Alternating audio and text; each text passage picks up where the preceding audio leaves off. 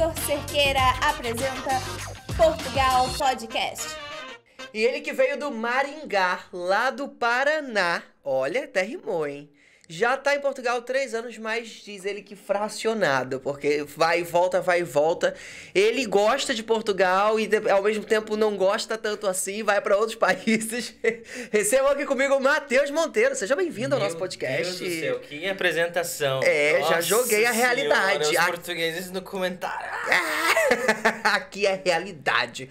Você que adora Portugal, não é mesmo? Conta pra gente essa relação de amor e ódio, porque tem coisas pra se gostar e coisas pra se odiar. É igual o Brasil. É amor e ódio é igual. Lugar, na é isso. Conta pra gente. Olha, Mateus. Muito obrigado pelo convite, Igor. Muito obrigado de verdade. Você já tá enrolando pra vir aqui, né? Mó tempão. Pois, eu tô enrolando em várias coisas, na verdade, né? Mas, enfim, muito obrigado pelo convite de verdade. Eu fico muito honrado. Fico muito feliz, né? Do seu espaço novo, principalmente, do escritório do estúdio em Portugal. Acho que vou abrir um podcast, gente, porque eu tô vendo que tá rendendo. E aí... Mas, enfim... vamos lá. Deixa eu fazer um ponto de situação aqui pro pessoal. Eu já conheço o Matheus há muito tempo e hoje a gente descobriu que fazia 1 ano que a gente não se via. Exatamente. Que foi na última festa de Halloween. A gente agora, na gravação, tá perto do Halloween. Exatamente. E não foi por falta de convite também. Foi por questões de logística, vamos dizer, né? Ele é muito viajado. Cada momento ele tá num lugar do mundo e aí a agenda tem que casar. E estamos aqui num final de semana gravando esse... É uma honra, né? Num sábado ainda, tá cara. vendo? Tomei banho especialmente pra vir no podcast. Mas enfim, a minha relação com Portugal, na verdade, eu não digo que foi conturbada, mas é meio que esse lance que você falou, é meio que uma relação de amor e ódio, assim, porque... Na verdade, Portugal nunca foi um lugar que eu quis vir. Eu nem sabia onde ficava Portugal no mapa. Caramba. Quando eu vim. E, na verdade, a primeira vez que eu vim foi em 2019, com a minha mãe, que ela decidiu vir pra cá. Ela era casada com um português na época. E ela decidiu vir e eu tava muito bem no Brasil e tudo mais. Tava meio que criando raízes, porque no Brasil também eu mudei muito de lugar. Uhum. Eu morei no Mato Grosso em várias cidades, depois fui pro Paraná, depois fui pra São Paulo, e aí sempre um sobe e desce, sobe e desce, sobe e desce. Eu nunca enfinquei raízes muito tempo em um local, o que acaba que eu conheço muita gente, mas na verdade eu não tenho aquela coisa próxima, assim, aquela relação mesmo de, sei lá, eu tenho um amigo de infância. É difícil. Mas isso começou por necessidade ou por vontade mesmo? Na verdade, a minha família... Quando eu nasci no Mato Grosso, e assim que eu nasci a gente foi pro Paraná, ficou alguns meses lá e voltou pro Mato Grosso de volta, porque o meu pai é do ramo do agronegócio no Brasil. Então, aonde tem negócio, tá indo. Uhum. E aí, quando a gente voltou pro Mato Grosso, eu fiquei até os meus 8, 9 anos lá, mais ou menos. E depois a gente foi pro Paraná, e no Paraná foi quando meus pais se separaram. Uhum. E aí, meu pai voltou pro Mato Grosso, a gente ficou no Paraná até os meus 16, 17 anos, mais ou menos. Depois a gente voltou pro Mato Grosso, morou em 2 cidades diferentes.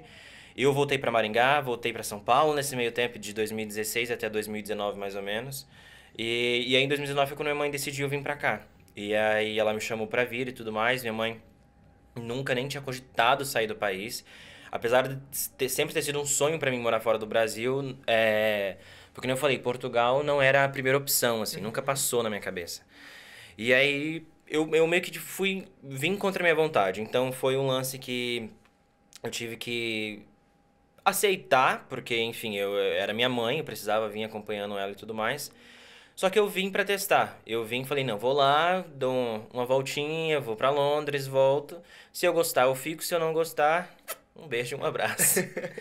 E aí, enfim, aconteceu várias coisas nesse meio tempo, devido a essa relação da minha mãe com essa pessoa e tudo mais. E aí eu decidi voltar pro Brasil bem programado, assim. Eu comprei a passagem em fevereiro, era dia 5 de fevereiro, meia-noite. Às 5h30 da manhã eu já tava no aeroporto indo pro Brasil. Caramba! Mas tu não avisou ninguém? Não, eu avisei minha mãe. Só, eu falei, olha, não dá. Eu comecei a ficar doente aqui já. Então, eu tava indo muito pro hospital, com muita crise de ansiedade, pânico. Eu cheguei a entrar no hospital com cadeira de roda, assim, sem sentir minhas pernas e tal. De muito estresse. E aí, meio que me traumatizou Portugal nesse primeiro impacto. Mas esse estresse foi de relações pessoais que estavam acontecendo? Relações pessoais, o clima. Eu moro numa cidade muito pequena aqui. Naquela época não tinha brasileiro lá, não tinha quem você se aproximar com muita facilidade.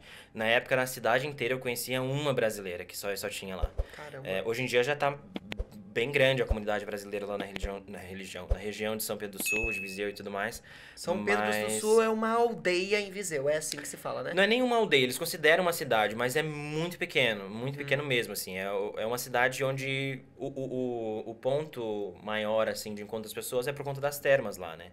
Então, muita gente vai lá de férias para fazer os tratamentos e tal, mas fora do verão a cidade meio que morre, assim.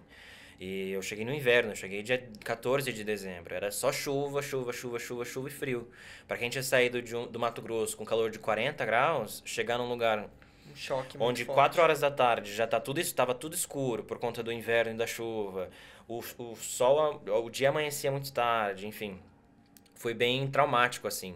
E aí, por isso que eu decidi voltar. No que eu voltei pro Brasil, eu falei, beleza, vou voltar pro Brasil, semana de carnaval, amém, aleluia. E aí, voltei pro Brasil, curti 2 dias de carnaval, lockdown.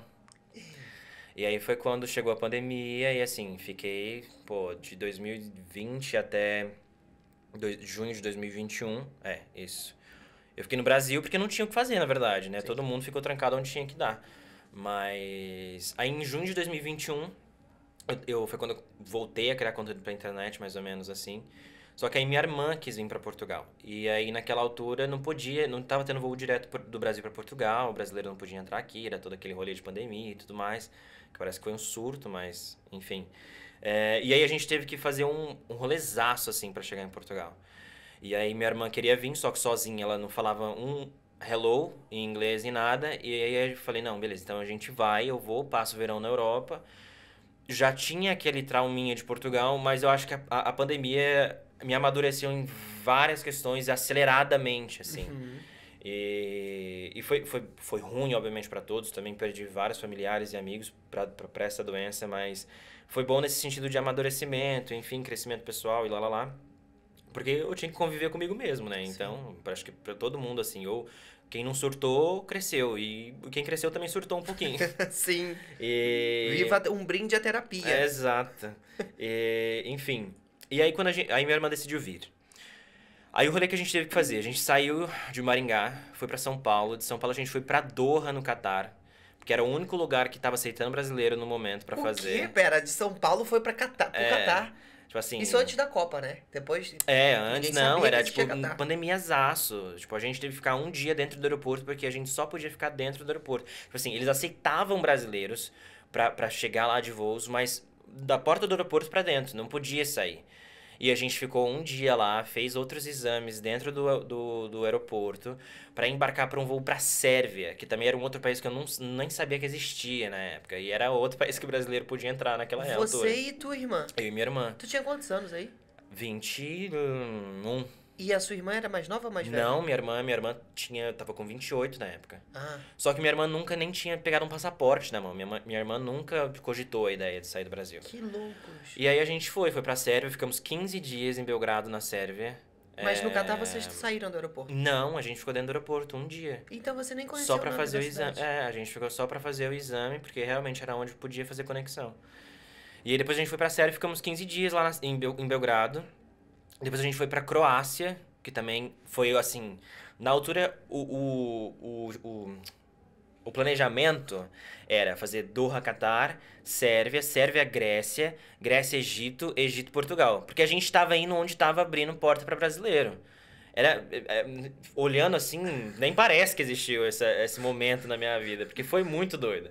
Era tipo assim, 24 horas no celular, vendo qual país vai abrir pra brasileiro entrar, com exame ou sem exame, com vacina ou sem vacina. E aí, beleza. Aí, no dia que a gente tinha comprado o voo pra Grécia, surgiu a notícia que a Croácia tinha aberto fronteira. E eu falei, colega, Croácia aqui do lado, pegamos um carro não, a gente ia de ônibus, perdemos o ônibus, contratei um táxi, o táxi levou a gente pra Croácia, tipo assim, 5 horas de carro pra Zagreb, ficamos em Zagreb mais um dia pra fazer mais exames, aí de Zagreb a gente viu que dava pra ir pra Milão. Aí, beleza, então vamos entrar na Itália, que já é espaço Schengen, depois que a gente entrar lá, um beijo, tchau, abraço, a gente vai pra Portugal sem medo nenhum. E entramos na Itália. No que chegamos na Itália, gente, nossa, isso daí eu já tava num nível de usação, não tinha nem cueca lavada mais pra usar, e eu precisava chegar em Portugal o quanto antes. Isso daí já tava quase 20 dias viajando pra poder chegar em Portugal. E aí, enfim, chegamos na Itália e tudo mais, e todo aquele rolê, chegamos em Milão, ficamos mais um dia em Milão, conseguimos embarcar para Portugal. Então, assim... Aí a pandemia também já tava diminuindo, né? Porque eu Não, lembro mas que a tava Itália foi muito forte a questão da Sim, pandemia. sim, mas quando a gente entrou... Por isso que eu até estranhei, porque quando a gente percebeu que dava pra ir de Zagreb pra Itália, eu falei, vamos ir primeiramente porque a passagem tá 5 euros de avião, e o resto, vamos contar com Deus e a sorte. E aí a gente chegou lá na Itália, lá em Milão, passamos pela imigração, assim, até que foi bem tranquilo, a gente explicou o motivo da nossa rolê todo pra chegar em Portugal, e aí, enfim, no que a gente entrou, só fizeram algumas perguntinhas na hora do embarque, se a gente tinha exame, porque naquela época era muito restrito essas coisas de exame, teste, lá. E aí a gente conseguiu chegar em Portugal. Então, assim, depois de 20 dias viajando, a gente conseguiu entrar em Portugal. E aí eu acho que quando eu cheguei em Portugal na altura do verão, já me deu uma outra visão de Portugal. Porque o país, literalmente, se você tá aqui, você sabe. Aqui no inverno é uma visão que a gente tem. E Sim. verão é totalmente outro lugar. Sim, e muda completamente de uma cidade pra outra. Total, e até o humor das pessoas muda. Sim, é Então, a gente chegou lá em junho, julho já, que já tinha passado esse tempo. E a gente chegou em Portugal. Eu falei, não, show, beleza. E naquela altura eu já tava trabalhando com a internet, apesar de que às vezes eu ajudava até minha mãe na empresa que ela tinha ali em São Pedro do Sul, que era um restaurante. Mas eu já tava trabalhando na internet e falei, cara, se não der certo aqui, eu tenho a minha renda, tchau e abraço. Só passei o verão na Europa, volto pro Brasil, finge que nada aconteceu. E esse finge que nada aconteceu já fazem quase 3 anos. Que você tá Que eu tô nessa aqui. brincadeira. Que eu tô aqui. Caramba. Mas isso que eu falo que eu vim dessa outra vez, com outra maturidade, foi muito bom porque já me deu uma outra visão de Portugal. E aí eu comecei a ver que, na verdade, as situações que eu vivi antes não se faziam... não eram generalizadas. Não era sobre o país que eu tava com aquele ranço. Era sobre uma situação única que aconteceu especificamente naquela data. Sim. Então, essa questão de maturidade, eu comecei a enxergar Portugal de outras formas. Então, eu vim mais aberto para entender como funciona, para conhecer outros lugares e tudo mais. E aí foi fluindo e estamos aí, né? E você chegou aqui, né? Você entrou como turista. Sim. E depois a sua autorização de residência você também fez através do estudo aqui, não foi? Sim. Como eu te falei, a minha ideia não era ficar em Portugal, então eu falei, vou pegar meu turistinha aqui, entro, tchau e abraço. Só que durante a pandemia toda, até um pouco tempo atrás, Portugal estava renovando automaticamente os vistos de turista. Sim. Então eu falei, olha, não vou pegar nada de residência, deixa eles renovando automático aí meu Sim. turista e vou ficando até onde der. Enquanto isso, eu já estava trabalhando com a internet também, como eu já tinha falado, então foi tranquilo. Só que chegou numa altura que eu falei, cara, não vou voltar pro Brasil mais, não consigo mais me ver, porque veio aquela questão de liberdade geográfica, começaram as viagens, comecei a entender o que era mundo naquela época. Passagens low cost. Passagens low cost, que na época era uma maravilha, hoje em dia a gente paga 300 euros para ir para Madrid. Mas então eu falei, não, então preciso ficar. Eu vou ficar e o que eu vou fazer? Manifestação de interesse para mim é fora de cogitação, era algo que me prendia no país. E aí foi quando o anjo chamado Igor apareceu na minha vida. Desesperadamente eu achei assim, falei, cara, eu preciso de uma solução para ficar. E eu quero começar algum estudo, alguma coisa. E foi onde o estudo em Portugal entrou na minha vida. Legal. E aí foi onde tu mandou a mensagem e tudo mais, a gente começou a trocar ideia e tal. E aí você apresentou um curso lá da eFuturo e lá. E aí foi onde comecei a estudar, e aí a autorização de residência veio assim, acho que, eu não lembro naquela época, mas acho que foi em menos de 2 meses que a gente tinha conversado e eu já tava com a residência em mãos. O que o Matheus fez, galera, é uma exceção à regra, tá? O ideal é sempre você que tá ouvindo a gente do Brasil fazer esse planejamento daí pra cá. Tá? Quando já está em Portugal, e isso muda muito. Agora mesmo a gente está passando aí pelo cancelamento do CEF, que não existe mais CEF. Então, às vezes muda todo o processo. E então não olhe para o planejamento do Matheus e fala, beleza, ele fez, eu vou fazer. É um espaço-tempo, um recorte espaço-tempo que ele conseguiu fazer isso. E a gente conseguiu até mostrar para eles esses caminhos naquela altura. Mas o ideal é sempre você fazer esse planejamento do Brasil para cá. Porque assim, você consegue aplicar para um visto de longa duração, que não foi o caso do Matheus, foi estada temporária. Então, vira e mexe. Ele tem essa liberdade de viajar, mas ele tem que sempre voltar para cá para renovar o visto. Não, é total. E assim, é o que eu falo para todo mundo, até para amigos que perguntam sobre, eu quero ir para Portugal e tal, eu vou ir como você foi, lá. No caso de ser uma exceção à regra, também é importante destacar que eu já tinha a minha família aqui, eu já tinha uma estrutura em Portugal, eu não cheguei precisando procurar tipo, um trabalho, uma casa para arrendar, nem nada, porque a minha família já estava estabelecida aqui. Sim. Então foi justamente essa questão. Eu falei, não, eu vou, se tiver que ficar, eu já tenho aonde ficar, eu já tenho com o que ficar, eu já trabalho com alguma coisa. Então não vim naquela, não, vou ver no que dá, sabe? Não, vou tentar a sorte. Mas no meu caso foi, beleza, eu decidi ficar, existe essa exceção, entrei nessa exceção Sim. e tô aqui. Sim, era agora. ele tinha onde, né? Tinha um porto seguro, né? Pra Sim, poder qualquer sim, coisa que sim, desse sim, errado, sim. você tava ali abraçado. Não, é? total. E, pô, é a maior diferença, assim, vendo... Se fosse, na minha visão hoje, se eu tivesse uma vontade, um planejamento, antes de vir pra Portugal, eu não tinha essa dor de cabeça que eu tenho todo ano que tá lá, batendo na porta do CEF, falando, aí, queridos, Vamos renovar? vamos renovar aqui, por favor? Mas, Legal, legal. Olha, aí o Matheus viajou pra vários lugares. A gente tem aí umas fotos de vários lugares. A cara dele foi ótimo. Ele arregalou o olho assim, ó. Mas a gente tem algumas fotos aí do trabalho que o Matheus começou a fazer. Inclusive também as viagens de 48 horas, né? Que você começou a fazer nos países. Conta pra gente que loucura foi essa. Você é meio agitado, né? 48 horas, foda-se, vou fazer uma viagem pra um país qualquer. Eu só tô com medo das fotos agora, mas tá tudo bem. Já a gente vai tá descobrir. tranquilo, hein? Pode ficar tranquilo que a gente censura, assim, a parte. Ah, ok, ótimo. Cara, o lance das 48 horas é que nem eu falei, minha mãe tinha um restaurante aqui. E teve uma altura que eu comecei a trabalhar junto com ela, porque ela tava sem funcionário pra trabalhar e tal, e tava ajudando ela. Então eu pegava, tipo, sexta, sábado e domingo de folga. E eu falei, tá, o que eu vou fazer em casa? Porque aqui não tem nada, aqui é só pra tomar um fino e ir pra casa assistir Netflix. E aí eu falei, cara, beleza, eu tô com meu visto válido. Eu não tenho filho pra cuidar, cachorro pra dar ração, nem nada. Eu vou fazer alguma viagem aqui perto. E foi onde também começou a vir algumas coisas na internet.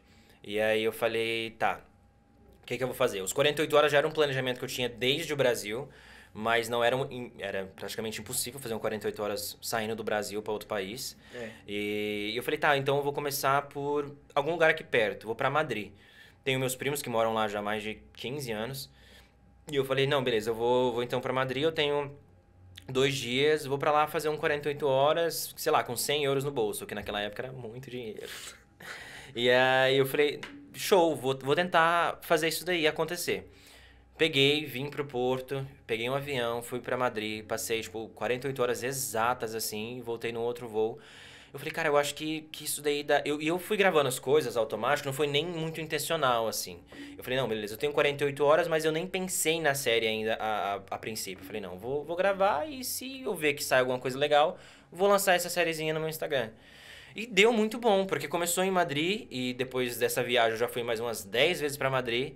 Só que o ponto, assim, onde os 48 horas tomam mais abrangência, vamos dizer, foi na minha viagem para Paris.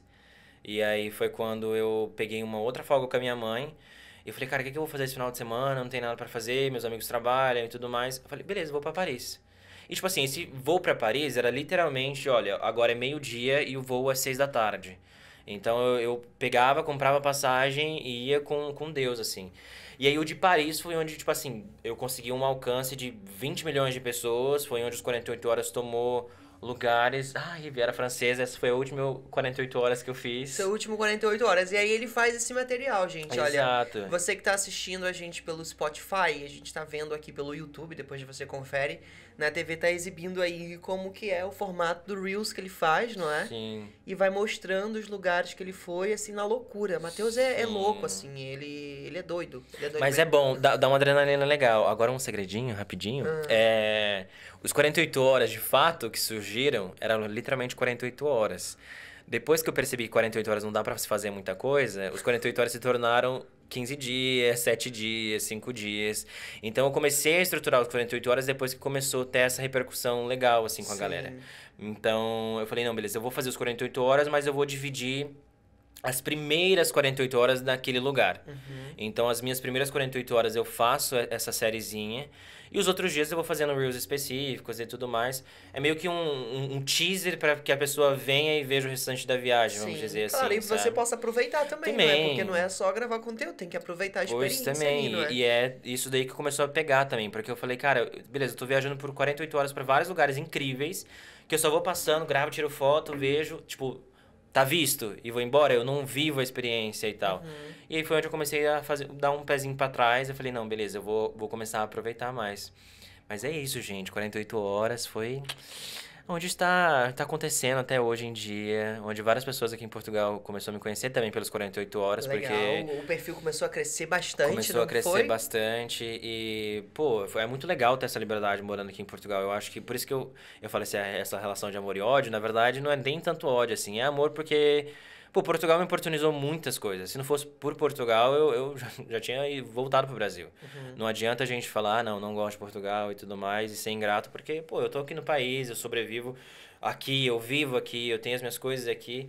E não é uma ingratidão a Portugal nem nada, é só uma brincadeira que eu conto porque por conta do meu desespero a primeiro momento de ter saído daqui do os dia pra processos noite. burocráticos, né? Aquelas coisas que é ruim em qualquer lugar, gente. Sim. Então a gente... Não, tem aqui, tem no Brasil. Olha, eu passei o último ano em Londres, na Inglaterra. Meus colegas, se aqui em Portugal é burocrático, ó, Como é que vamos é em pra Londres? É próxima. 3 vezes mais. É muito mais, assim, eu acho, não é nem a questão, não, é inglês, eu tenho que falar inglês, alguma coisa. Não, é porque é muito mais burocrático a questão de visto, de estadia, de trabalho, E não é nem uma questão de ser mais ou menos burocrático, eu acho que cada país tem sua particularidade. É mesmo a gente nasceu no Brasil, a gente cresceu no Brasil, a gente normalizou muitas burocracias. Então, a gente sabe que a gente tem que ir lá no poupa-tempo, ficar 5 horas pra não resolver nada. E pra gente tá ok, porque a gente, não é que tá ok, né, mas a gente já se normalizou, já se acostumou com já tá aquilo lá. vacinado Já tá contra vacinado. Aqui em Portugal é as mesmas coisas, assim, você pode conversar com português, eu tenho vários amigos portugueses, eles falam, não é só pra vocês não, pra gente também é bem complicado. Então, pronto, burocracia tem em todo lugar, dor de cabeça tem em todo lugar, independente do idioma, do lugar, das pessoas, sempre vai ter maravilhas e vai ter malefícios ao mesmo tempo. Legal. Quantos países você já fez? Tu tem isso de cabeça? De cabeça, eu acho que uns 20. 20. 20 e poucos. Quais foram os países assim que você mais gostou? Sudoeste Asiático, né, colega? Ásia. Sudoeste Asiático, tocou meu coração, assim. Que foi os 48 horas, assim, que eu fiz amando e terminei amando porque chegou um período da viagem que eu falei, cara, eu não vou mais gravar, eu vou viver, de fato, esse lugar. Eu vou, tipo, deixei o telefone no hotel. Eu falei, olha, não quero ver a internet nos próximos 2 dias. E fui viver, assim, porque... Tem fotos aí, né? Isso aí em Singapura. Tu já foi também pra Singapura. Já fui, já reconheci ali as árvores ali. Ó. Isso é fantástico, né? Tu foi naquela estufa, assim, um jardim que fica dentro da estufa? Sim. Parece... Aí já em Bangkok, na Tailândia. Meu Deus, eu tava tão gordo, sangue de Jesus tem poder. De tanto fried rice. Mas foi muito legal, assim, a Ásia me tocou de várias formas, me abriu uma visão que eu nunca imaginei ter de mundo, assim, porque é muita opinião diferente, é muita religião diferente, são pessoas, por mais que a gente tenha contato, sei lá, no Brasil a gente tem contato com o americano, um pouquinho de europeu e tudo mais, mas a Ásia é um mundo à parte, tu teve lá, tu sabe? Sim. Cara, E uma curiosidade é que às vezes o voo pra Ásia é mais barato do que o voo pro Brasil. Eu paguei mais barato no meu voo pra Hong Kong do que eu vou pro Brasil. Eu paguei 170 euros pra ir pra Dubai, galera. 170 euros pra Dubai? Pra Dubai. Não, peraí, isso aí você não me contou essa parte, não. Paguei 170 euros pra Dubai. Daqui Obviamente, se eu quiser... Aqui do Porto, eu tava aqui na tua casa antes de ir. Foi mesmo. Você foi pra Dubai. Você ficou mó tempão lá. Fiquei 1 semana, quase 5 dias por aí, não lembro. Mas de lá você foi pra outro lugar. De lá eu fui pra Índia, Índia, fui pra Tailândia, por isso que eu tô falando que tu ficou mó tempão. Tu ficou mó tempão nessa viagem. Fiquei 2 meses viajando por aí. Eu lembro que era uma viagem longa. Mas Dubai eu paguei 170 euros. Obviamente, se eu quisesse uma Emirates da vida, eu poderia ter pagado 700 euros e tá em Dubai em 6 horas. Mas eu falei, cara, eu já não tô com pressa.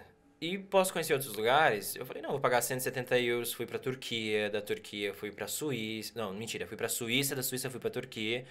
Fui pra 2 lugares, no mesmo voo, assim, praticamente. E aí depois que eu fui pra Dubai, e 170 euros. E, cara, pra gente que tá acostumado no Brasil, por exemplo, eu de Maringá, onde eu moro, no Brasil, pra ir pra São Paulo, que são, sei lá, 12, às vezes 15 horas de ônibus, colega, o que é passar isso daí voando e conhecendo outro país? Sim. Mas, rapaz do céu. Maravilhoso. E Índia, como é que foi a experiência na Índia? Caótica. Bem caótica, pra falar a real, assim. Eu tinha planejado ficar 15 dias na Índia. No primeiro dia que eu cheguei no aeroporto, eu diminuí pra 10 dias. Quando eu cheguei no meu hostel, eu diminuí pra 5 dias. Caramba. Porque eu falei, cara, eu tenho muita vontade de voltar. E até eu falei no meu Instagram já várias vezes, muita gente fala, não, posta os vídeos da Índia e tudo mais. Até hoje eu nunca fiz um 48 horas da Índia, o que era planejado para ter feito, porque eu demorei muito tempo para digerir tudo que eu vi lá. A gente tem essa ideia de Índia pela novela que a gente viu no Brasil. Toda colorida. Ou pelas vacas andando na rua, ou pelo Rio Ganges, com o povo jogando corpo lá de defunto e tudo mais. E bebendo essa água ao mesmo tempo. Mas eu acho que foi curioso pra mim e assustador ao mesmo tempo, porque é uma realidade que pra eles é muito normal. Eles não têm uma outra visão de mundo pra falar, para ter aquela questão de comparação. A gente que já conhece outros lugares, que veio de uma outra realidade, às vezes com uma estrutura familiar melhor e tudo mais, ou até vezes um pouco mais baixa, mas mesmo assim a gente sabe como... Sabe que tem que lavar a mão antes de comer? No mínimo, entendeu? Que usa garfo e faca. Ai, mas pera lá, calma aí, que também são culturas, né? Sim, mas é isso que eu falo. Por isso que a gente compara muito, mas eles não têm o que comparar. Então, pra eles é muito normal ter aquilo, é muito usual. Eles são mais felizes do que a gente. E olha, eram situações assim, obviamente, eu tenho vários amigos indianos que eu fiz lá nessa viagem. Tem a Sophie, tem a Anne, tem o Valdi também, que é um ator da Netflix da Índia, inclusive. Tu foi sozinho pra Índia? Fui sozinho pra Índia. Na verdade, todos esses lugares eu fui sozinho, mas sempre tem brasileiro em algum canto, né? Então, é meio que impossível fugir de brasileiro. E aí, enfim... O que eu tava falando? Que as pessoas lá são, né, tem enfim, sim. E aí eu fiz a amizade com essas pessoas, e aí a gente foi conversando sobre a cultura, como eles lidavam e tudo mais. Eles falaram, olha... Dos últimos anos pra cá, com a evolução tecnológica, informação que a gente consegue ter mais facilmente e tudo mais, a gente conseguiu diminuir várias questões sociais que já pesavam há muitos anos na Índia. Por exemplo, a questão das castas, né? Pra quem não sabe, as castas eu também não sei, pesquisando no Google, mas é uma questão de... Tipo assim, o lance você nasceu pobre, miserável, tipo assim, na rua... Se você nasceu numa certa casta que pertence a esse tipo de situação, você precisa morrer vivendo esse tipo de situação. Você não pode se dar o luxo de tentar algo novo. É meio que eles acreditam meio que uma religiãozinha. Não é uma religião, mas tipo assim, você nasceu em tal lugar, você precisa morrer naquele tal lugar por conta do seu Deus ou da sua crença e tudo mais. Você não pode ter aquela visão de crescimento. Então, eu conheci pessoas lá que estão há 30 anos sem tomar banho. E, tipo, pra eles, a crença deles é quanto mais tempo você tomar banho, passando pó... Eu acho que eu até tenho essa foto aqui. É, tipo, um lance de santidade mesmo. Que, tipo assim, não...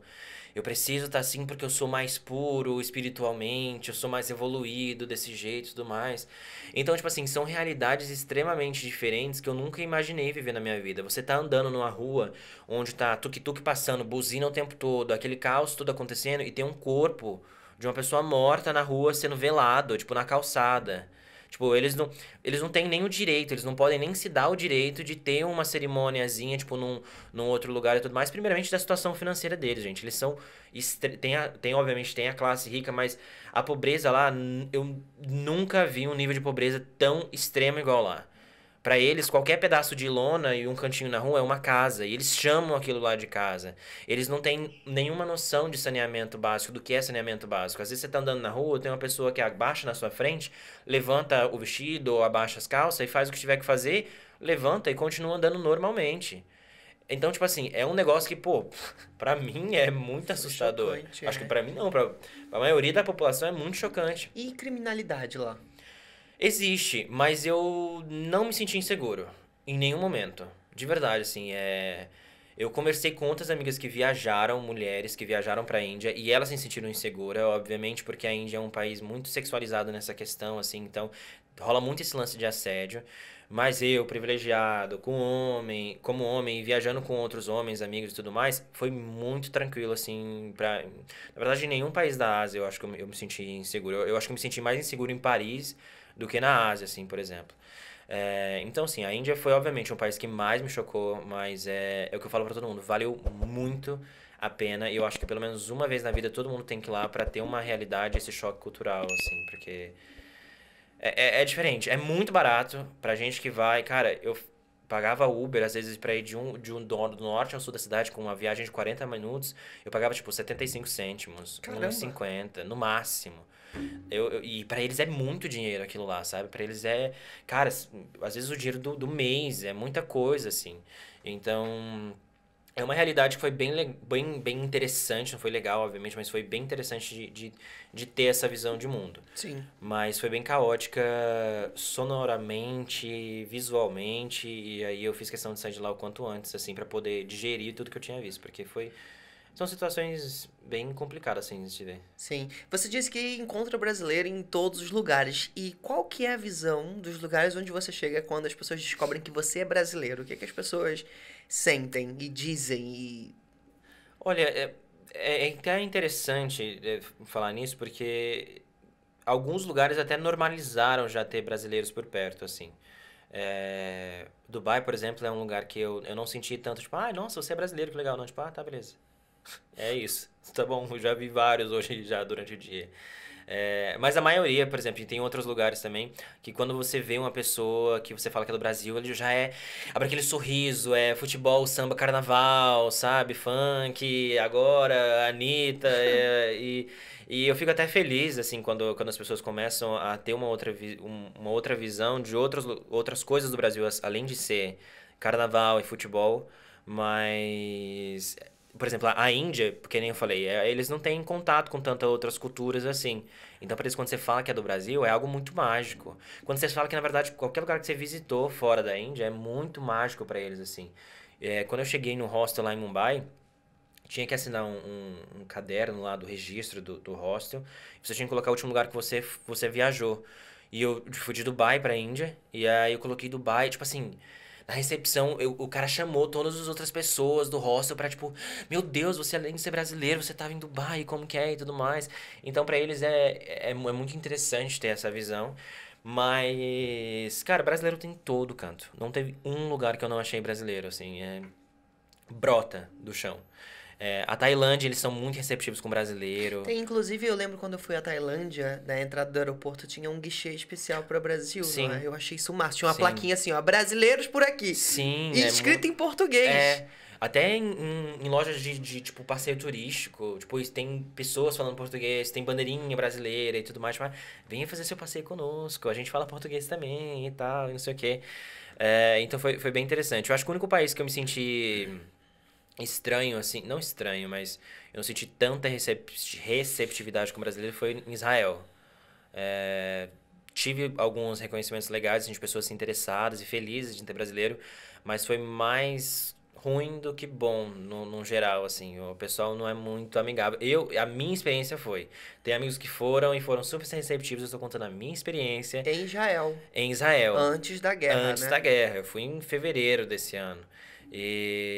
Que louco. Como é que é Então- você ter ido para um lugar que nesse mesmo ano agora tá em guerra, várias pessoas lá? Não, primeiro que eu cheguei em Israel, tava tendo um sismo de terremoto da Turquia, que não sei se você lembra, em fevereiro teve terremoto lá na Nossa, Turquia, e foi tava mesmo. tendo sismo ainda, né? Tanto que eu cheguei lá com alerta de tsunami. E aí, pra variar, Meu o meu hotel Deus. era de frente ao mar. E Nossa. aí, tipo assim, eu não sabia, eu não assisti, eu tava morando na Inglaterra, eu não assisti Jordão, não sabia de nada. Eu simplesmente um amigo meu me chamou, eu falei, tá bom, vou comprar aqui e amanhã a gente vai. E aí, no que eu cheguei lá, eles já estavam dando alerta já no aeroporto. Eu falei, legal, vim pra Israel pra morrer. Que E merda.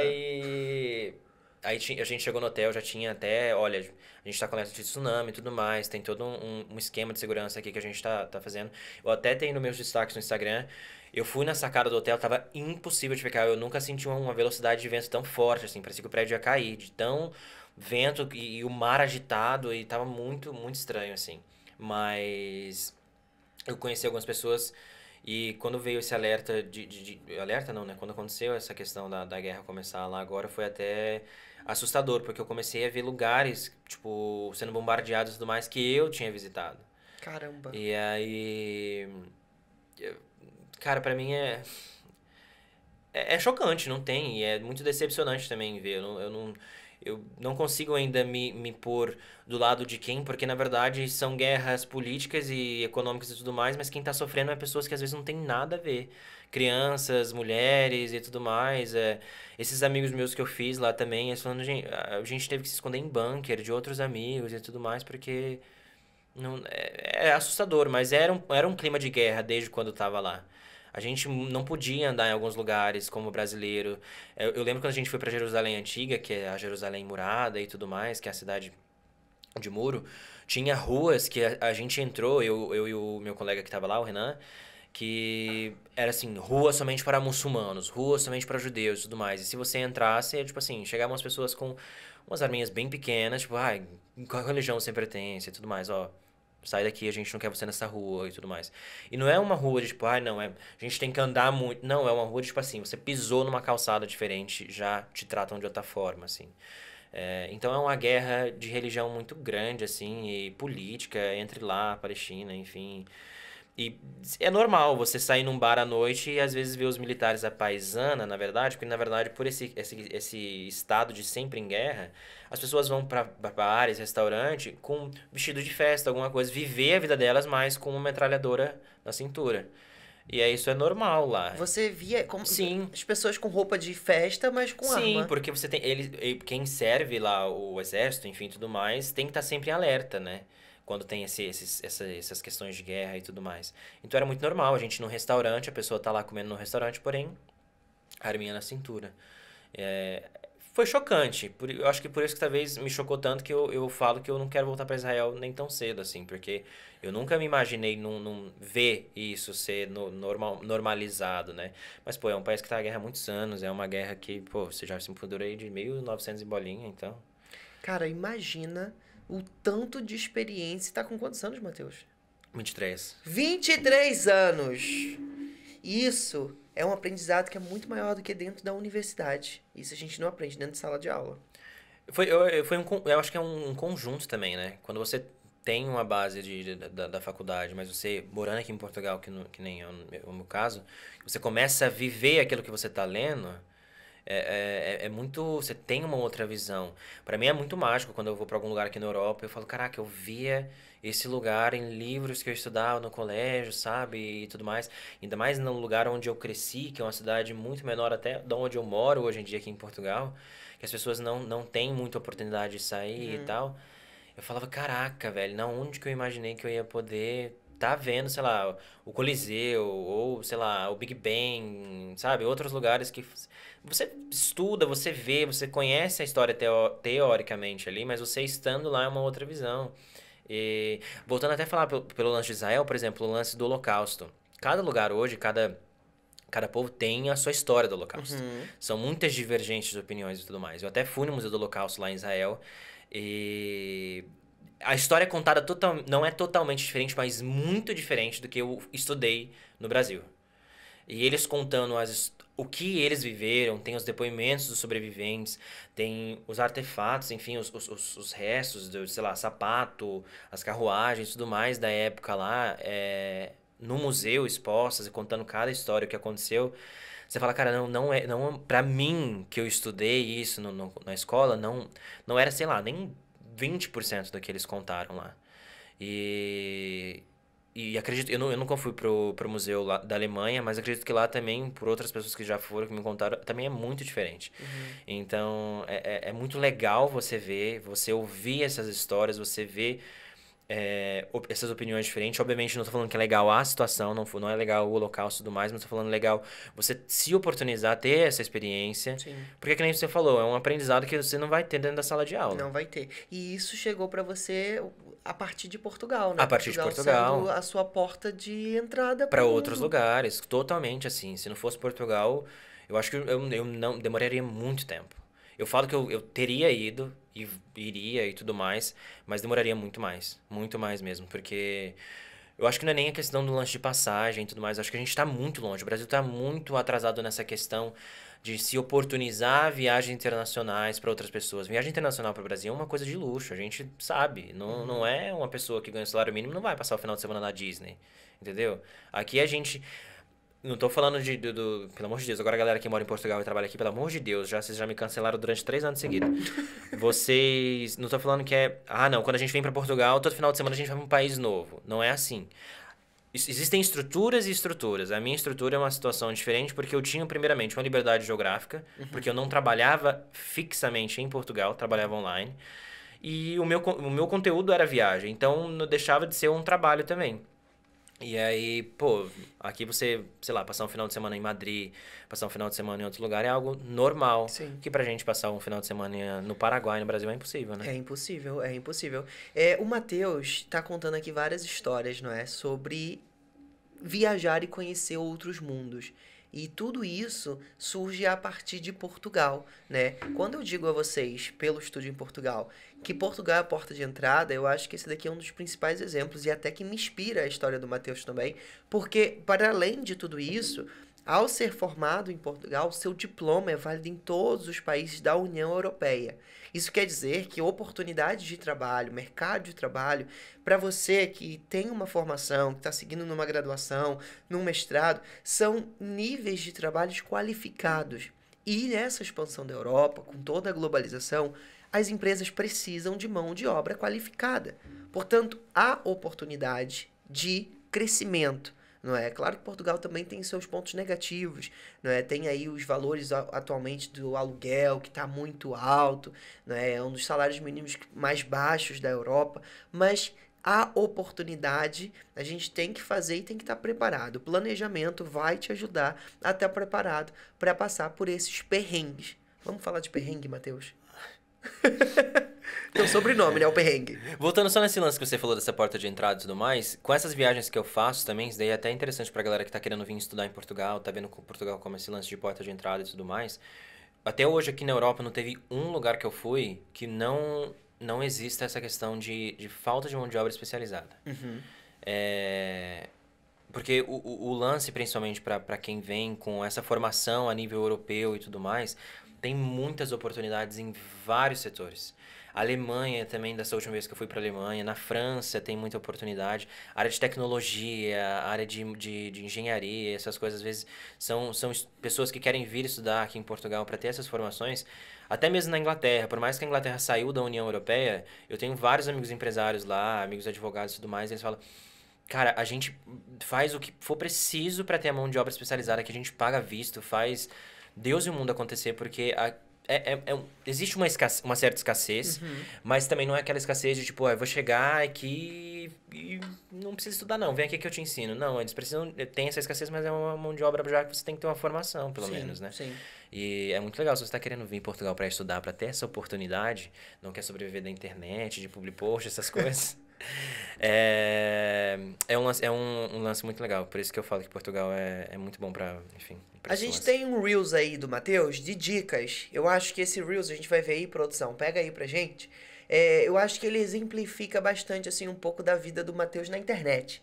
Não é? Você entrou, assim, trabalhando na internet, trazendo conteúdo e fazendo, né, apoio a marcas, a equipe de marketing, não é? Sim. Como é que foi essa virada de chave e como você começou a conectar? Porque você já tinha interesse por esse assunto desde o Brasil, já. certo? Como é que foi essa virada de chave aqui em Portugal, as oportunidades que você já teve aqui e a partir daqui, não é? Sim.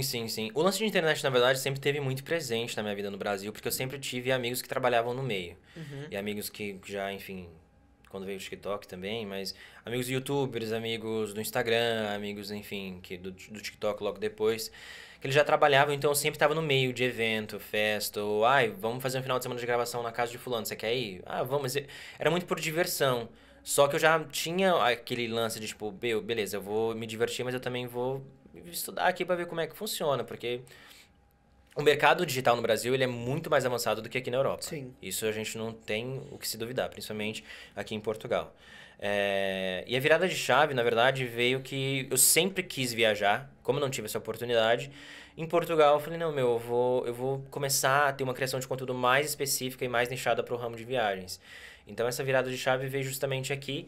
Porém, foi uma virada de chave que veio com muito perrengue, igual você estava falando ali atrás. Porque eu tinha uma visão de como funcionava o mercado digital no lance de redes sociais e tudo mais no Brasil. E eu achava que funcionava daquela mesma forma aqui em Portugal e em qualquer outro lugar do mundo. O que é uma mentira. Porque, de verdade, assim, aqui em Portugal, quando eu cheguei, que começou a ter todo esse crescimento nas minhas redes sociais e tal, e começou a chegar marcas, eu comecei a me aproximar das marcas, dos parceiros e tudo mais, com o mesmo speech, mesma fala que eu tinha com o mercado brasileiro e também com os mesmos valores que eu tinha no mercado brasileiro, que é totalmente diferente daqui. No Brasil, como eu já estava ligado também nesse lance de marketing, porque eu trabalhei em 2 empresas no Brasil, eu sempre comecei em alguma área específica, mas sempre terminava no marketing, porque eu sempre gostei dessa área do marketing e tal. E aí eu já estudava algumas coisas no Brasil, já tive algumas experiências que eu fui agregando no meu próprio conteúdo. Eu já sabia essa questão de negociação e tal. E, enfim. E aí foi essa virada de chave. Eu falei, não, beleza, tem esse lance de viagem que eu sempre quis fazer acontecer, vamos tentar fazer acontecer agora que eu tenho essa oportunidade. E foi acontecendo. Então eu falei, cara, pô, lance de viagem é um lance muito legal. É um tipo de conteúdo que pra se fazer morando no Brasil é muito caro. Já que eu tenho essa oportunidade aqui, eu vou aproveitar e fazer, tipo assim, eu postava 2, 3 vídeos por dia. Viajava. No ano passado, eu passei dos 12 meses do ano, eu acho que eu passei uns 40 dias, 45 dias aqui em Portugal. Porque o resto era tipo assim, era viagem, seja de autocarro, seja de avião. Eu falei, cara, eu vou aproveitar pra fazer acontecer isso. E graças a Deus fiz acontecer, foi muito legal. Eu lembro que uma vez a gente foi pra um festival, né? Que a gente foi no festival. E aí o pessoal parava a gente na rua. Matheus, você é o Matheus do 100K, tu lembra disso? Nossa, que tu tinha 100 mil seguidores. E era o Matheus do 100K. E o Matheus, vamos sair daqui. É porque pra mim foi muito assustador, assim. Porque, pô, a gente tá no Brasil 100 mil não é nada. Então não tem essa aproximação tanto do público, assim. E é muito louco você ver as pessoas que estão ali se assistindo, um número, mas que na verdade são pessoas que estão aqui do teu lado. E pra mim, que, enfim, lido com ansiedade, essas coisas e tudo mais há muito tempo, foi meio assustador. Tu lembra daqueles episódios? Eu lembro. Era tipo muita gente vindo assim em cima da gente. Era um festival, ia juntando pessoas. E aí, era um atrás do Estúdio Portugal. Ah, não, nossa, o menino das viagens, meu Deus, e não sei o quê. E vocês estão juntos aqui, não sei o quê. E a gente, vamos lá ver a Anitta, que a Anitta ia se apresentar.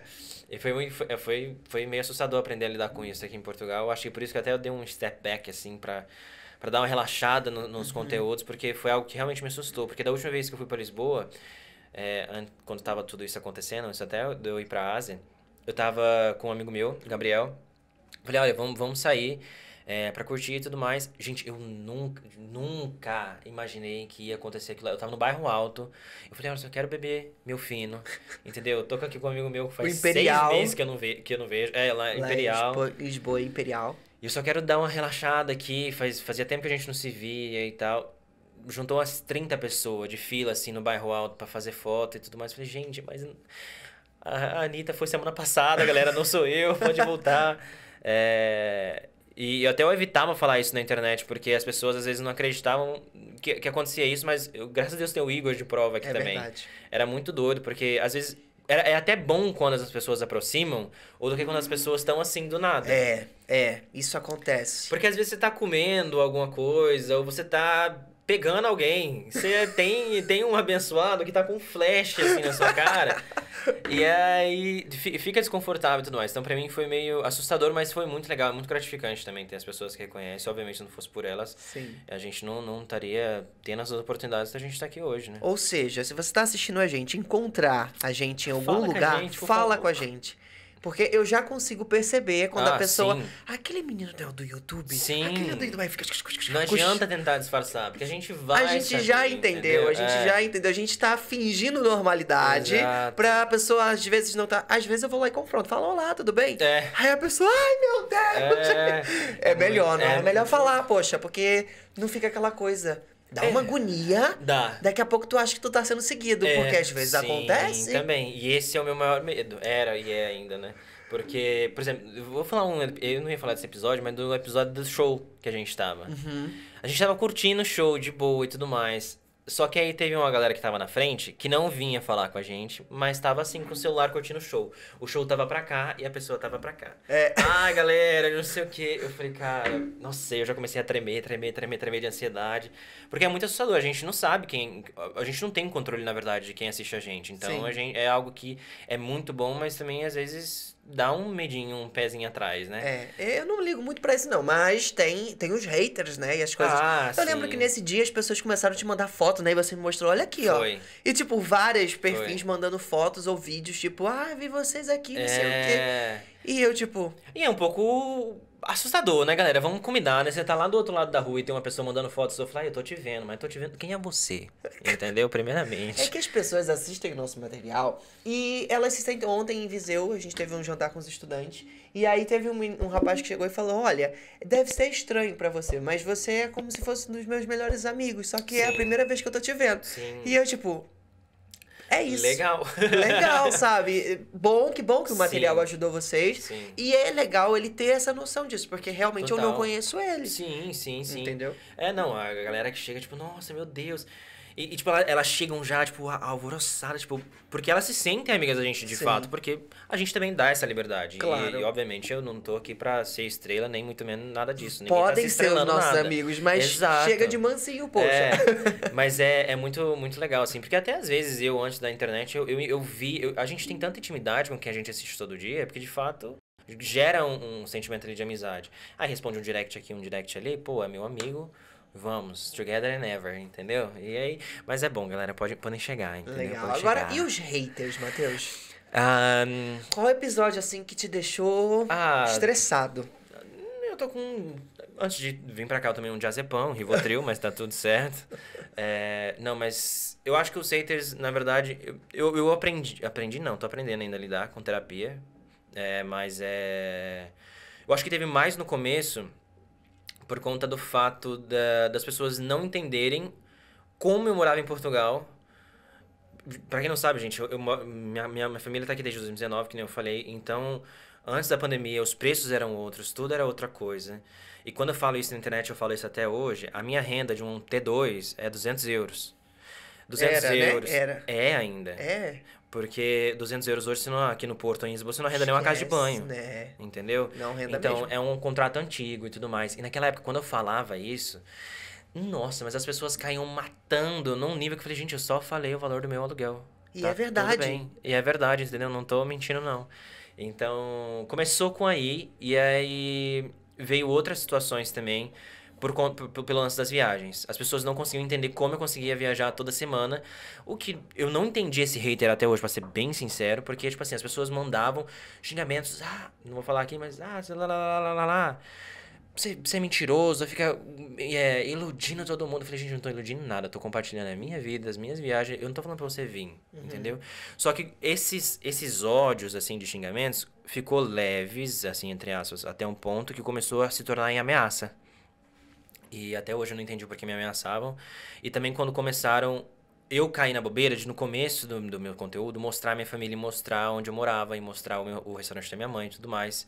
Até que começou a chegar fotos de pessoas que me mandavam no meu direct. Foto da minha mãe na cozinha. Foto na porta do meu apartamento. Tipo, olha, tô aqui. Porque o meu condomínio é aberto, não tem coisa. Então você entra, sobe e vai. E ele continua falando aqui, olha. Não, mas ninguém sabe, nem mostra mais onde eu moro. Mas as pessoas começavam, eu tô aqui na porta do seu apartamento, cadê você e tudo mais. É assustador porque eu não sei quem são as pessoas. E aí, por esse lance de você ouvir xingamento, ouvir isso, ouvir aquilo, cara, foi algo que eu aprendi a lidar muito, já passei coisa pior. Mas hoje em dia não sei se pode xingar, mas eu taco foda-se e falei, cara... Quem tá em Paris tomando champanhe sou eu, entendeu? Vai pagando 5 euros ou pagando 50, não interessa. Entendeu? Não, vai lavar a casa da cachorra, pelo amor de Deus. Mas o quê? Como é que é? Lavar a casa da cachorra. É um negócio Hater sempre vai ter, velho. E se tá tendo é porque tá dando certo. Então... não se importar com as opiniões. Às vezes as pessoas também... aqui a gente tem a missão, né, e o compromisso de sempre trazer a informação verídica, ainda mais que a gente tá falando de universidade. O nosso time, aqui no Estúdio de Portugal, são 12 colaboradores. E são todos universitários. É de graduação pra cima. E, às vezes, algumas pessoas vieram uma vez... Foi de qual assunto? Deixa eu ver se eu lembro. Foi sobre mercado de trabalho. E mercado de trabalho voltado para mão de obra especializada. Sim. É real, é verdade, é verídico. Porra, entra aí no LinkedIn, entra em qualquer lugar agora. Faz esse exercício e você vai ver que existe uma porrada de vagas que Portugal não consegue ocupar. Sim. Porque as pessoas que estão aqui, olha, mete o pé para outro país e vão ganhar salários maiores em outros lugares. Natural. Pois. Então as pessoas vieram, vocês estão mentindo. Aí eu não aguentei. Aí eu peguei e fiz um exposed, né? Exposed de algumas mensagens que a gente tinha recebido sobre aquele determinado conteúdo e falei, então olha só. Aí eu comecei o carrossel foi as mensagens das pessoas e as oportunidades. As mensagens e as oportunidades. Mas é que você consegue ainda fazer, rebater isso daí com uma certa elegância e tudo mais. Eu lembro de uma vez que eu tava na casa do Igor, acho que você não vai lembrar disso. Mas você tinha postado um vídeo logo naquela época que eu te ensinei a editar e tudo mais. Sim, que era rápido e bateu. Olha, no primeiro segundo tem que ter 3 cortes. Vai. Foi. E aí, não sei que alguém comentou e você, cara, pelo amor de Deus, e não sei. Eu falei, cara, ele vai fazer um arregaço. Aí não, ele... Oi, gente, então, tudo bem? Olha, esse comentário tá... Eu falei, rapaz, eu tinha xingado até a 5ª geração dessa família, pelo amor de Deus. Eu vou com elegância. Aí boto o comentário e... Gente, vocês acham que essa pessoa tá certa? Bem elegante. Não, mas assim. é bom que dá mais engajamento ainda. Aí vem mais gente jogando ódio e vem com Deus, entendeu? Vem com Deus. Então é bom, tá dando engajamento, tá caindo Pix, tá ótimo. Sim, eu fui descobrir os haters um pouco mais tarde, né? Eu acho que o estudo não dá muita Graças a Deus. Audiência, né? As viagens. Pô, a gente quando falava de estudo, eu ainda não tinha conhecido haters. Eu comecei a conhecer os haters quando eu comecei... Ele começou a ser meu amigo, galera. Foi. Quando eu botei o no cruzeiro, as pessoas não acreditam nisso. Sim, mas é igual as passagens. Quando eu postava que eu pagava 10 euros pra viajar, era porque eu pagava 10 euros, gente. Só que as próprias pessoas que moravam, enfim, que falavam nessas coisas aqui em Portugal, não acreditavam porque elas nem sabiam que existia, sei lá, Ryanair, EasyJet, essas coisas. E existe, é algo que tá aí, entendeu? Um dos reels, assim, que mais deu... Que bombou, assim, muito rápido. E eu fiz inocentemente que eu tava mostrando que eu paguei 70 euros num cruzeiro. Sim. Tipo, com todas as comidas e atrações inclusas. Inclusive, o Igor me chamou, mas eu acho que eu não fui pra alguma motivo. Você tava viajando, você ia viajar, tinha alguma coisa já programada. Mas era verdade, eu mostrei pra ele aqui, olha, achei, vambora. E eu fui. E aí ficava 70 e pouco com as taxas todas. E aí as pessoas, meu Deus, aonde? Eu mostrava lá no site como fazer. Sim. Mas eu acho que quando o hater vem sobre a informação, eu não ligo muito, não. O problema é que as pessoas pegam a informação, associam a você, ao seu rosto, e aí começam a te atacar, você é pessoal, assim. Sim. Então quando eu começava a ler algumas coisas, obviamente eu ficava chateado, porque a gente é humano. Mas depois eu falei, e você acha que os brasileiros têm essa cultura? Você que já foi pra vários lugares assim. Eu às vezes sinto que o brasileiro, alguns, não gostam de ver o sucesso dos outros brasileiros. Não, total. Tu acha que muito desses haters vem dessa ideia? Eu acho que não só de brasileiros, vem de todo lugar. Eu acho que, independente da nacionalidade, sempre vai ter aqueles abençoadozinhos ali que não querem te ver crescer. Mas eu acho que é uma cultura do brasileiro... Eu não sei se é pelo lance do brasileiro ter esse lance de sobrevivência, de tipo... Sabe, a gente tem... Isso, pelo fato... Principalmente, por exemplo, quando eu morei na Inglaterra agora, lá eles não estão nem aí para o que você tem, o que você faz, o que você deixa de fazer, quando você ganha. Só isso é bom, mas ao mesmo tempo também é ruim, porque se você estiver morrendo, passando mal, doente, precisando de alguma ajuda, eles não estão nem aí para quando você ganha, onde você mora, se você tá morrendo, se você tá nada. Então, assim, é bom porque eles não estão nem aí com a sua vida, eles não vão cuidar da sua vida, não tem inveja do que você tem ou do que você faz, mas ao mesmo tempo, tipo, você não consegue ter aquele afeto de amizade, de importar, tipo, olha, você tá bem, você quer uma ajuda, alguma coisa e tudo mais. No Brasil, a gente é muito instigado à sobrevivência. Eu acho que no Brasil, também eu acho que é por isso... Eu até ouvi um podcast esses dias, eu não vou lembrar de quem. Se alguém souber, comenta aí, por favor. Que uma pessoa tinha falado, porque no Brasil, os maiores humoristas são nordestinos. E aí, eu acho que foi do Whindersson Nunes que falou, não sei. Ele falou, não, por conta da fome. Porque pra gente dissipar, não, pra gente esquecer dos nossos problemas, a gente tem que dar risada. Sim. Chorar não vai adiantar. Então a gente começa a fazer humor da nossa própria desgraça. E aí eu acho que também vem desse lance de tipo de sobrevivência, de tudo mais, de você batalhar e sempre ter o melhor e tudo mais. Porque que o brasileiro tem esse lance de tipo, meu, eu vou passar por cima de quem tiver que passar pra ter o meu. E não dá pra generalizar, óbvio, não são todos os brasileiros, não tô falando isso, mas grande parte sim, né? Sim. Grande parte sim. É o que diz a nossa principal. Temos a semelhança da língua com o Brasil e Portugal, mas temos a diferença cultural, onde nós, Brasil, somos o país do carnaval, do samba, que é justamente isso. O samba nasce em pegar os problemas e transformar numa grande festa, numa grande paródia sobre aquilo que está se vivendo. E em Portugal, o fado é melancolia, Sim. é tristeza, é dor, é uma coisa mais Mais triste, Mas- mais depressiva, mais reclamona. Isso não sou eu que tô falando. Eu vou falar agora, porque eu fui até jantar com ele esses dias. Tiago, é amigo meu, português, tá? Ele mesmo falou, e a gente sempre sai e ele fala, eu como português, eu tenho essa noção e eu mesmo assumo que o português, ele tem esse costume de reclamar. De sempre estar... Ah, isso tá uma merda, isso tá uma bosta e tudo mais, e lá, lá, lá. Então tem esse sentido de reclamação e tudo mais. Talvez a gente tenha herdado isso daí um pouquinho também deles. Claro, a gente aprendeu de certinho. E isso não sou eu que tô falando, repito, pelo amor de Deus, não tem dinheiro pra advogado, mas é... Ele mesmo fala, a gente tem uma cultura de reclamar, e até mesmo, pra quem não sabe, agora quando eu voltei pra Portugal, agora depois da Inglaterra, eu tô trabalhando aqui em Portugal pela primeira vez, desde 2019, nunca trabalhei pra outra pessoa, mas decidi trabalhar até por uma questão da documentação e tal, que eu precisava. E é muito louco ver esse lance, porque eu convivo com português o dia todo, são mais de 50 funcionários, e o bom dia é tipo assim, bom dia pra quem? E tal. Eu tô falando em casos específicos, tá, gente? Do meu trabalho também que tá vendo isso. É um negócio de reclamação, e ao mesmo tempo é interessante ver outros portugueses também que falam, nossa, mas as pessoas já chegam reclamando. Ai, vamos dar um bom dia, vamos ser felizes um pouco. E aquele desespero pra sempre estar nesse lado de melancolia e tal. Então eu acho que ambos os lugares têm esse lado. Nossa lance dessa sobrevivência, de vamos passar por cima de todo mundo pra poder chegar onde a gente quer. Sim. E esse lance da melancolia aqui em Portugal, enfim. Mas é isso. Faz parte, não é? Faz parte. Bem, a nossa conversa já tá chegando ao final. E eu queria, primeiro de tudo, agradecer a sua participação aqui e lhe presentear com o nosso avião dourado. Rapaz. Esse que é o símbolo da transformação, né? Tantas coisas passam na nossa cabeça quando a gente tá dentro de um avião, né? Rapaz, a minha passa, principalmente em todos, na verdade, ônibus, autocarro, qualquer lugar, viajando. Mas principalmente, de ouro, tá, gente? Estúdio em Portugal tá dando dinheiro, né? É dourado, é dourado. Mas obrigado, muito obrigado, de verdade. Vou guardar com muito carinho esse aviãozinho. Levar para as suas viagens. Vou dar pra colocar na mochila. É. Ou na mochila, na mala, que seja. Mas muito obrigado. Enfim, eu acho que viagem é algo que transcende qualquer pensamento que a gente possa ter, na verdade. Porque é muito louco, porque abre a mente da gente de uma maneira muito surreal.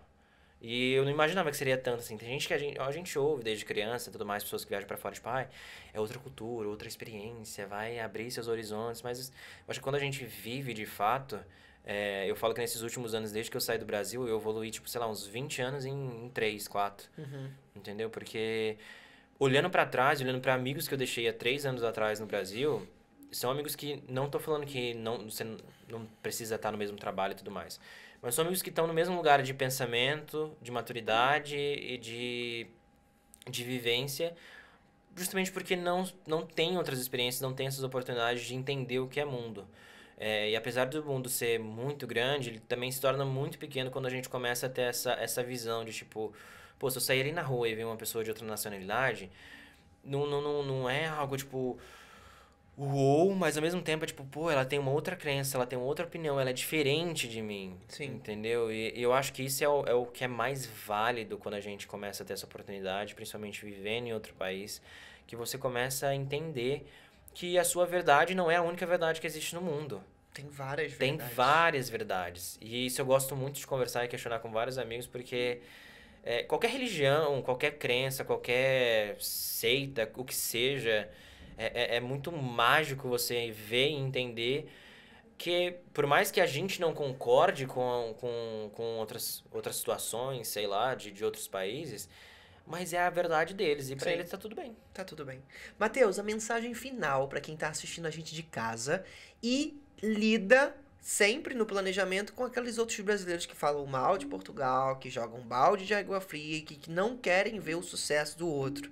Você aí que já apanhou bastante com esses haters, o que já teve que ir pra terapia, já fez hater isso. pessoalmente também e tudo mais, enfim. Deixa eu ver. Nossa, agora você pegou pesado, né?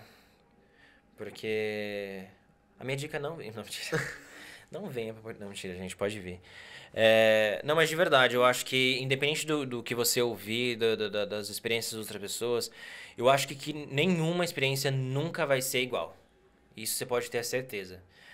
Eu vejo pelo caso da minha família mesmo. A minha mãe teve uma experiência específica, eu tive uma experiência específica, meu irmão, minha irmã, e hoje em dia tá todo mundo aqui em Portugal. Mas ninguém deixou Portugal. E o mais interessante de você falar isso é porque a maioria dessas pessoas que ainda estão aqui em Portugal, elas falam mal, falam para as pessoas não vir, mas elas ainda continuam aqui. Não volta, né? Não voltam. Então, se você tem esse desejo de vir para Portugal, você tem esse desejo de estudar, de ter uma graduação, pô, o Estúdio Portugal tá aqui, o Igor tá aqui. Não é porque é meu amigo, não é porque ele tá me pagando 5.000 euros no MBA, mas é de verdade. Tenta ver essa oportunidade de você... Pô, Portugal é uma baita porta de entrada, com planejamento principalmente, para você vir, começar a estudar, começar a ter uma outra visão de mundo e vida e conhecer outras pessoas. Então, independente do que outra pessoa disser, olha, não vai dar certo, não, Portugal tá difícil, a renda tá cara, lá. São verdades. Às vezes você tem que levar isso como alertas para sua programação, obviamente. Não é porque eu pago 200 euros que você vai chegar aqui achando um arrendamento por 200 euros hoje em dia. É uma situação diferente. Você pode achar também, tá? Não tô falando que você nunca vai achar nada, mas eu acho que vem tudo a partir de uma preparação e de um planejamento.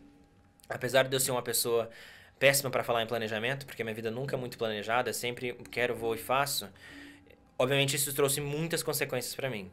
E muitas consequências que eu tenho que carregar ainda hoje em dia, que eu vou carregar até por alguns anos, justamente por essa falta de planejamento que eu levo à minha vida. É um estilo de vida que eu escolhi pra mim e as consequências que eu vou tomar pra mim. Mas se você tem essa vontade, esse desejo de vir pra Portugal, não só pra Portugal, pra qualquer outro lugar, eu acho que qualquer experiência é válida, que nem eu vim pra Portugal na primeira vez e saí odiando Portugal. Foi uma experiência válida, porque depois, na segunda vez que eu vim para Portugal, eu tive uma outra visão e de comparação, principalmente, para poder entender que uma situação específica não se resume ao que é o país ou o que são as pessoas que moram aqui ou moram em qualquer outro lugar. Porque, obviamente, você vai passar por pessoas estúpidas, pessoas grossas, pessoas que não te querem ver bem, que não te querem ver você crescer. Mas você também vai encontrar muita gente boa no caminho, você vai encontrar muita gente que quer o seu bem, muita gente que quer te ajudar e tudo mais. Basta você selecionar e você entender e você amadurecer e eu acho que essa experiência e esse amadurecimento só vem quando a gente já tá fora. Gente boa, gente ruim, existe tudo Em quanto é qualquer lugar. Em qualquer lugar. E qualquer lugar mesmo, assim. Na Inglaterra mesmo, nesse último ano, que eu fiquei até meio off da internet, que eu até avisei pra todo mundo, falei, gente, eu vou viver agora, não vou focar um pouco mais na internet. Foi muito válido, porque eu comecei a também entender melhor, apesar das viagens, mas eu entendi melhor no questão de vivência, que vai ter gente que te quer crescer, que quer você crescer, vai ter gente que vai te ajudar, mas vai também ter gente que vai te passar a perna em muitas questões. E não é só brasileiro, Não né? é só brasileiro, foi inglês, irlandês, alemão, português e tudo. Tá vendo aí, gente? Olha, espero que esse podcast tenha te ajudado a conhecer um pouquinho mais da história do Matheus e contribuir aí em expandir a sua visão de mundo. É para isso que a gente tá.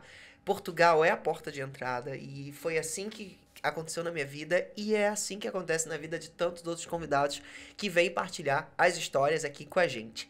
Próxima semana, um novo convidado para você conhecer a história aqui no Portugal Podcast. Não se esquece de se inscrever aqui, deixar o teu comentário, me conta o que você achou do episódio de hoje, de onde que você está ouvindo a gente no Brasil, correlaciona isso com a tua vida e o que você aprendeu nesse episódio. Eu sempre vou lá, vejo as notificações e vou vendo. O mais legal é acompanhar as pessoas que vão assistindo, fazendo maratona de episódio, e eu vou vendo as mesmas carinhas comentando e acompanhando, entrando nesse bonde junto com a gente. Um beijo no seu coração e eu te espero no próximo episódio semana que vem. Até mais! Tchau!